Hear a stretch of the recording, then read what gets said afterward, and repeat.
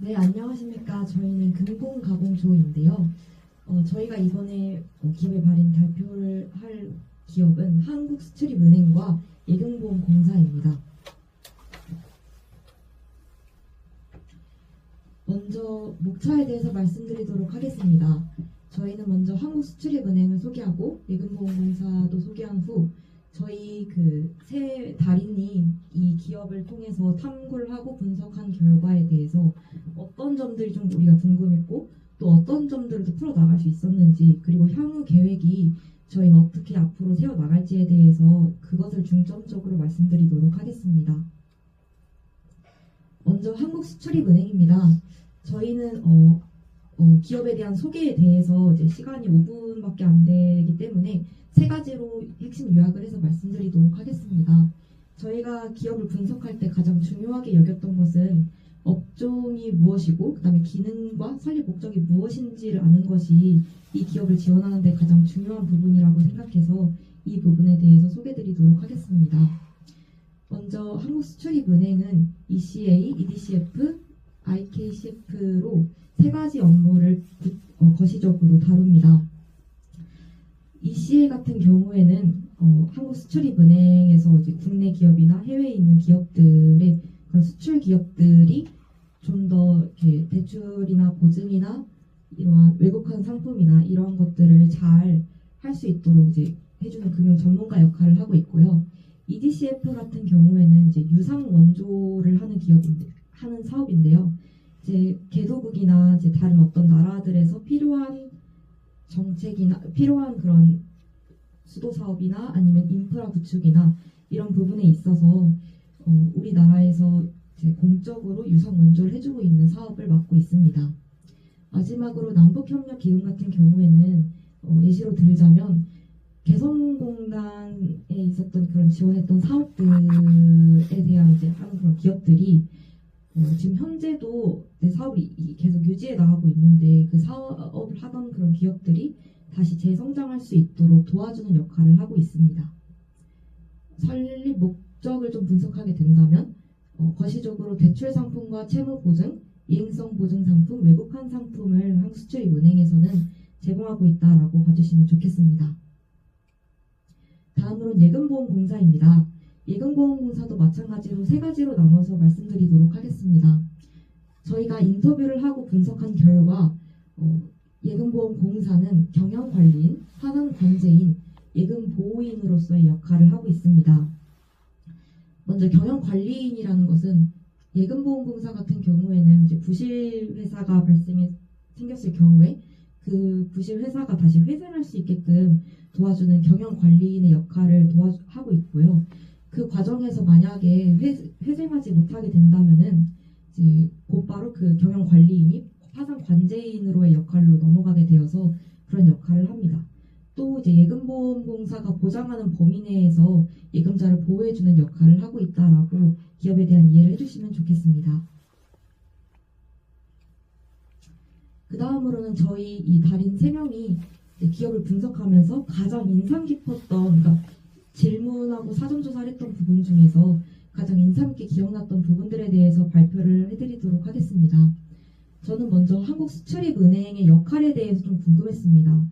사실 이제 인터넷상에서 보여지는 그러한 자료들 같은 경우에는 한정적인 부분들도 있다 보니 정말 실무자들이 생각하는 이 기관에 대한 이미지와 느낌은 어떤 것인지에 대해서 좀 궁금했었습니다.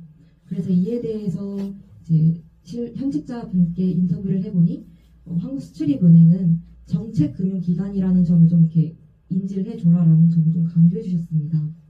대부분 금융공기업이나 공기업 같은 경우에는 금융산업에 대해서 공적으로 지원해준다라는 정도는 알고 있지만 산업을 육성해주는 주체인 건지 아니면은 그런 산업 육성 주체를 도와주는 기관인지에 대한 그런 단어의 분별력을 못하는 경우가 있는데요.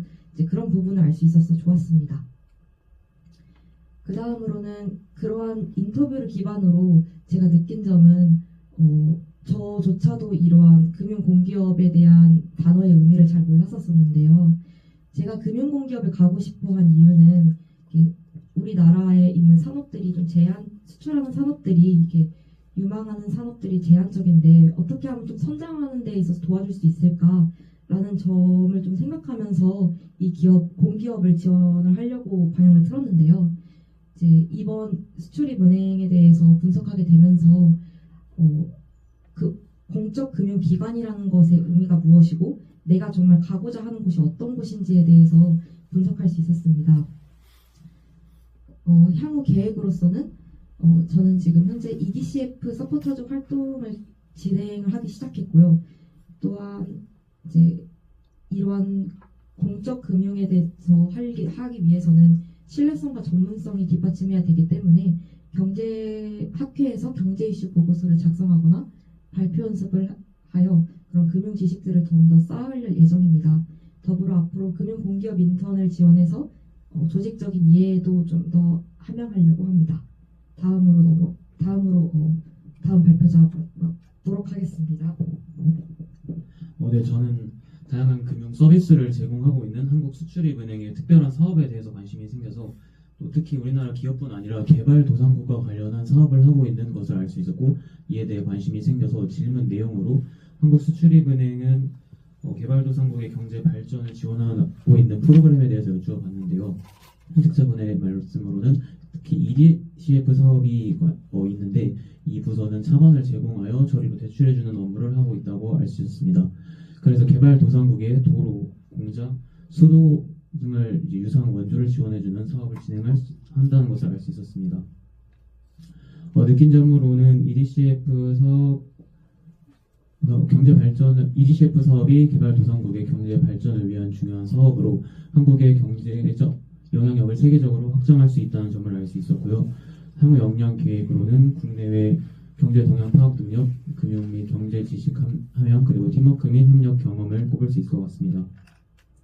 네, 마지막으로 저의 팀원인 예빈님에 대해서 말씀해드리면 예금보험공사에 입사하기 위해서 도움이 될 수 있는 활동에는 어떤 것들이 있는가 궁금증을 가지게 되었고 이를 바탕으로 인터뷰 내용으로 금공을 준비하는 학생들에게 대학생 때 준비했더라면 좋았을 것 같은 활동을 여쭈어보았는데요. 기업 탐방 프로그램, 경제신문 보기, 그리고 가장 중요한 적성 찾기를 말씀해 주셨습니다. 이를 통해 느낀 점으로는 끊임없는 자기 탐구와 성찰이 있는데요. 기업을 선택하기 위해서 배경 지식을 쌓고 끊임없이 탐구하며 적성을 찾는 것이 중요하다는 것을 알 수 있었고 향후 역량 계획으로는 금융 공기업에서 요구되는 주요 역량인 금융 상품 관련 지식, 커뮤니케이션 능력, 엑셀 등 기술적인 능력을 함양할 수 있도록 하겠습니다. 마지막으로 이번 기업의 달인 프로그램을 준비하면서 저희 팀원들이 두 기업이 공통적으로 추구하는 인재상인 신뢰받는 금융 동반자, 전문가로서의 역량을 확인할 수 있었습니다. 이 프로그램을 통해 지금까지의 활동을 되돌아보고 미래를 준비할 수 있는 시간이 된 것 같아서 좋았습니다.